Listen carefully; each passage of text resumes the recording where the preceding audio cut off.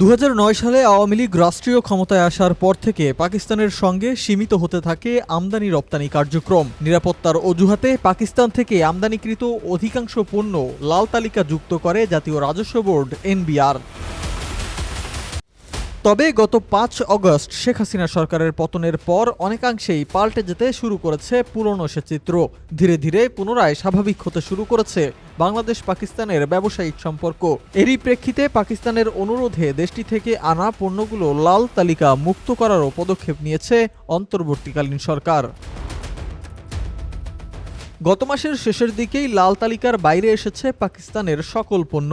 পাকিস্তান থেকে আগত এসব পণ্যের চালান ন্যাশনাল সিলেক্টিভ ক্রাইটেরিয়া কর্তৃক শতভাগ কায়িক পরীক্ষার জন্য নির্বাচিত হচ্ছে। তবে কায়িক পরীক্ষায় উল্লেখযোগ্য কোনো ফলাফল পাওয়া যাচ্ছে না বিধায় ঢাকা কাস্টমস হাউসকে ন্যাশনাল ক্রাইটেরিয়া থেকে বহির্ভূত রাখার জন্য বলা হয়েছে। পাশাপাশি পাকিস্তান থেকে আগত সব ধরনের পণ্য চালান ন্যাশনাল ক্রাইটেরিয়া বহির্ভূত রাখার সিদ্ধান্ত গৃহীত হয়েছে। সিফাত মাহমুদ, মেট্রো টিভি।